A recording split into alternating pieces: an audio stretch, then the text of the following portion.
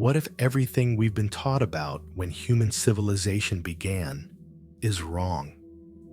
What if the structures we see, the artifacts we've found, and the knowledge encoded in ancient monuments points not forward from our primitive past, but backward towards something we've forgotten?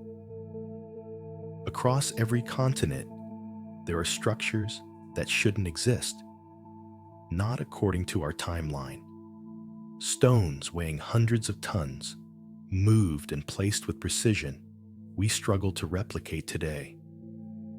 Knowledge of astronomy carved into rock thousands of years before we claim humans possessed it. And everywhere you look, the same patterns, the same techniques, the same mysteries. This isn't about legend. This isn't about myth. This is about evidence.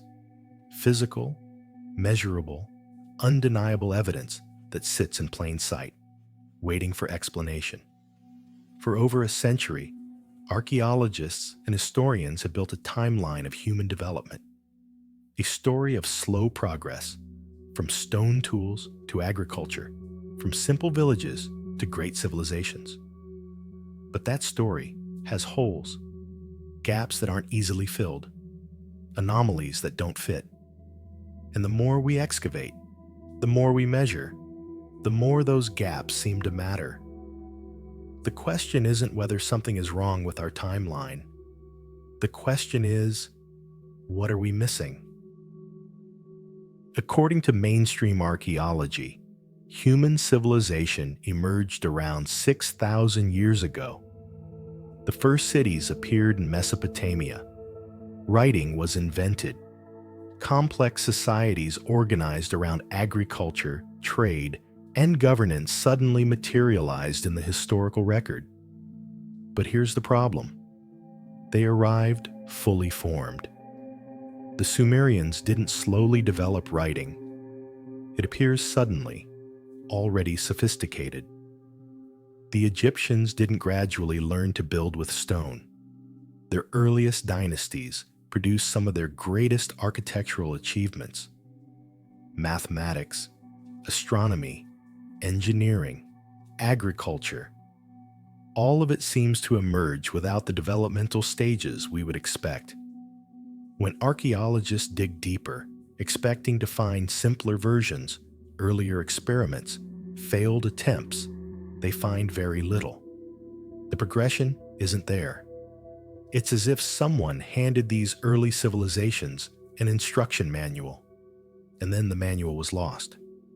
Some call this the civilization gap, the absence of a clear bridge between hunter-gatherers and city builders, between crude stone tools and precision engineering, between oral tradition and written language.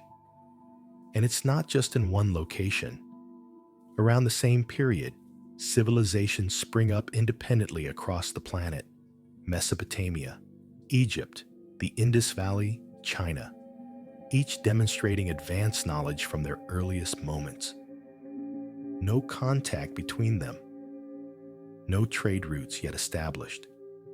And yet, the timing is unmistakably close. It's as if something sparked across the world simultaneously.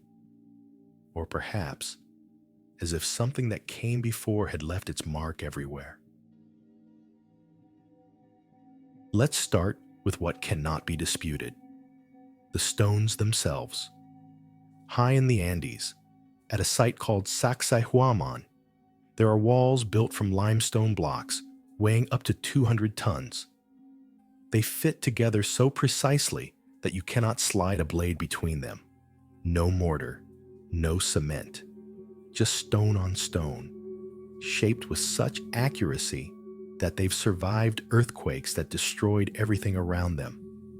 According to accepted history, these walls were built by the Inca in the 15th century. But the Inca themselves had a different story.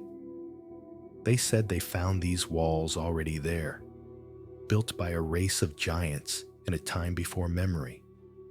They claimed only to have built on top of them, and if you look closely, you can see the difference. The lower stones, massive and perfectly fitted. The upper stones, smaller, less precise, clearly added later. The Inca were master builders. They had no reason to deny their own achievements. So why would they attribute the most impressive work to someone else? Halfway across the world, in what is now Lebanon, lies Baalbek. Beneath a Roman temple, there is a stone platform built from blocks that defy modern engineering.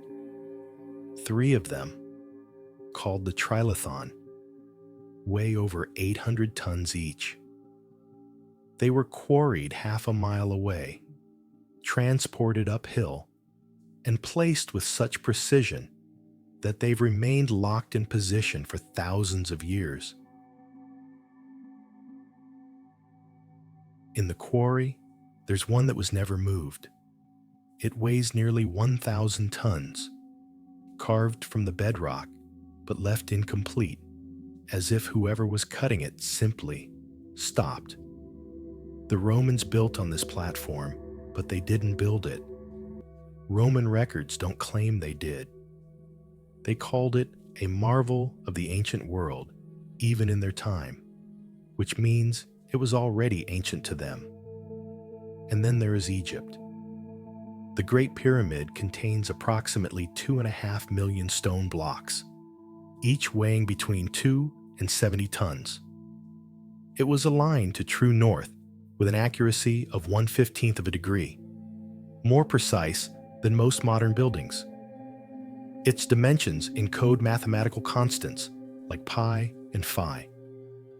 Its internal passages align with stellar constellations.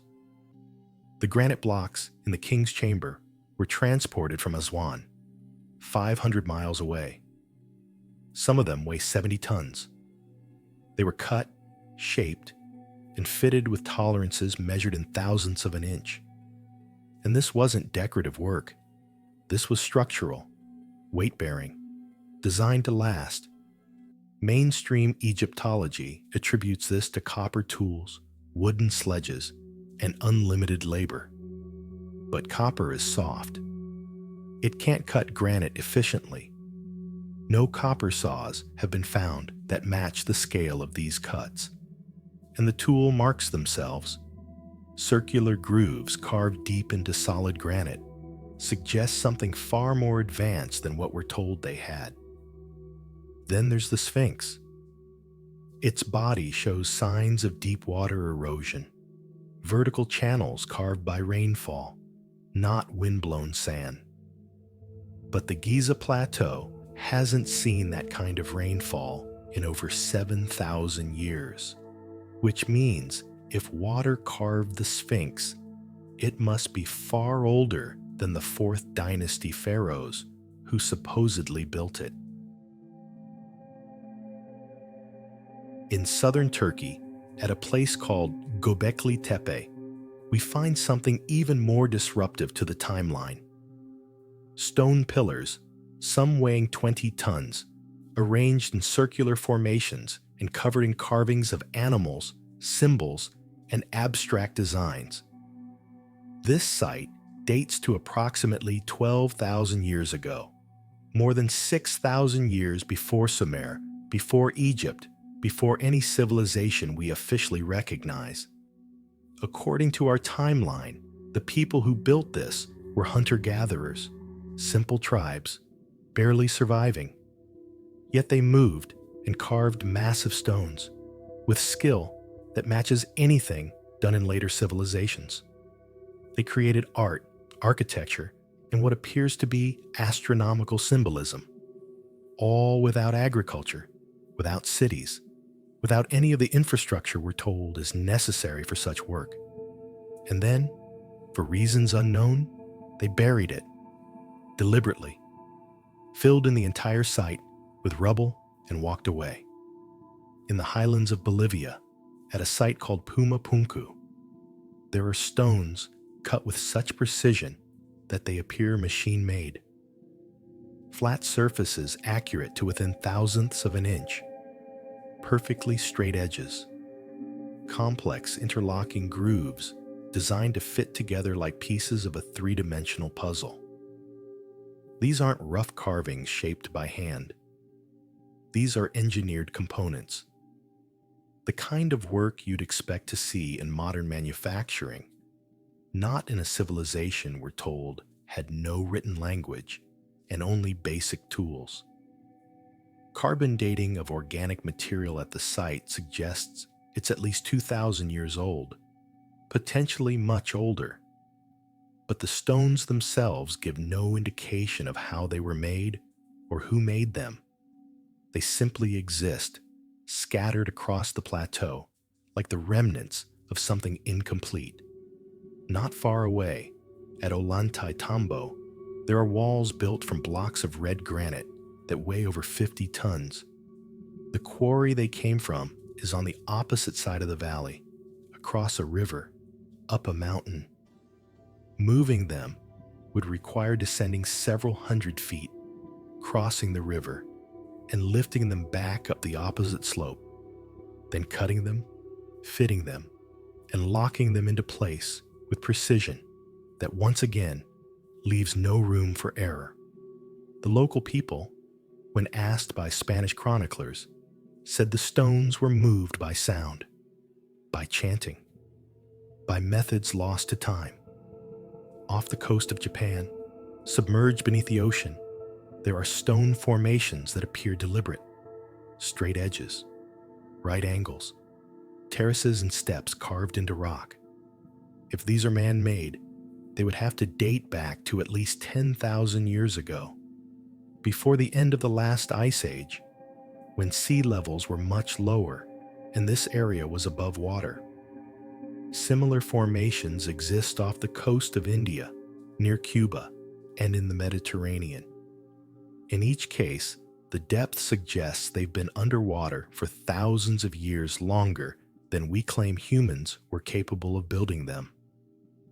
And this is the pattern, not isolated anomalies, not mistakes in dating or misinterpretations of natural formations. This is a global phenomenon. Precision stonework, massive construction, advanced knowledge of astronomy, mathematics, and engineering, appearing in places separated by oceans, in time periods that don't fit our narrative.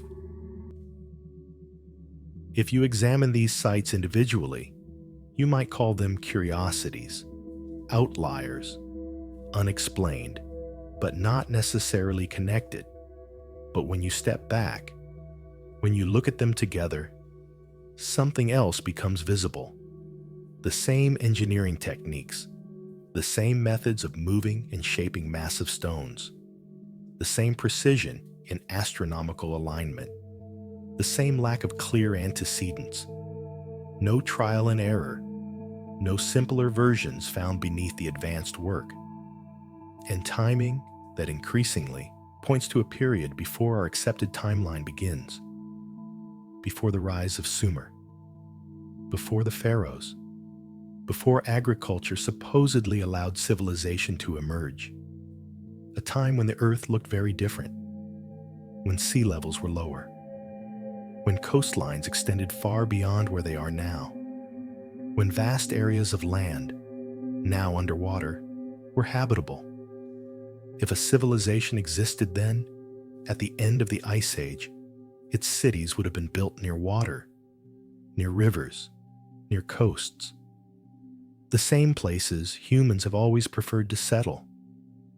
And when the Ice Age ended, when the glaciers melted and sea levels rose by more than 300 feet, those cities would have been drowned, erased, swallowed by the ocean along with any evidence of who built them.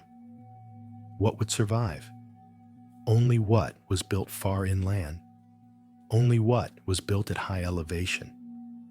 Only structures so massive and so precisely made that even time and disaster couldn't completely erase them. And perhaps that's what we're looking at. Not the achievements of early civilizations learning to build for the first time, but the remnants of something older, something that left its mark just before it vanished. The question is no longer whether these anomalies exist. They do. The question is what they represent. We measure history by what's written down. The invention of writing marks the boundary between prehistory and history. Before writing, we assume there was only oral tradition, myth, legend, stories passed down but never recorded. But writing isn't the same as civilization. These structures we've examined, they required organization, planning, mathematics, engineering, astronomical observation, all the markers of advanced civilization, except the one we've decided matters most. Why do we assume that without writing, there could be no civilization? Many cultures preserve vast amounts of knowledge without ever developing writing. The Inca used knotted cords called quipu to record information. Aboriginal Australians maintain detailed oral histories spanning tens of thousands of years, verified in some cases by geological events. Knowledge doesn't require text. It requires transmission, and what we write can be lost. Libraries burn, texts decay, entire languages disappear when the last speaker dies. If a civilization existed 12,000 years ago and kept records, what would remain after millennia of ice, water, erosion, and time? Perhaps nothing. But stone endures. Architecture endures. Massive construction endures. Not forever, but far longer than parchment, clay, or wood. If you wanted to send a message across millennia, if you knew a catastrophe was coming and wanted to leave proof that you existed, you wouldn't write it down. You'd build it, in stone, as large and as permanent as you could make it. And maybe you'd encode knowledge into it. Mathematics, astronomy, geometry, not as decoration, but as language. A language that transcends spoken words and survives the end of your world. When the Egyptians built their temples, they often built on older foundations. When Greek historians visited Egypt, the priests told them their civilization was far older than Greece, and that they too had inherited knowledge from those who came before. The Sumerians kept king lists that stretched back before the flood, before a great deluge that they said wiped away the world that was. Those early kings were described as reigning for thousands of years, which modern scholars dismiss as mythology. But what if the message isn't about individuals, but about time itself? What if they were recording the memory of an earlier age compressed into symbolic form? Plato wrote about Atlantis, a civilization destroyed 9,000 years before his time by earthquakes and floods. He claimed the story came from Egyptian priests, who kept records going back thousands of years further than Greek history. Scholars treat it as allegory, fiction, a moral tale. But Plato insisted it was real, and the priests who told him said the same.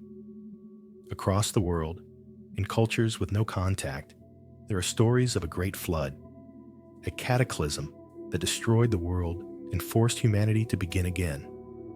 The details vary, but the core is the same. There was a world before this one, and it ended in water. Mythology? Perhaps, but mythology often contains memory, distorted by time, embellished by storytelling, but rooted in something real. Around 12,800 years ago, something happened. The Earth's climate, which had been warming steadily as the Ice Age ended, suddenly reversed. Temperatures plummeted. Ice returned. This period, called the Younger Dryas, lasted over 1,000 years.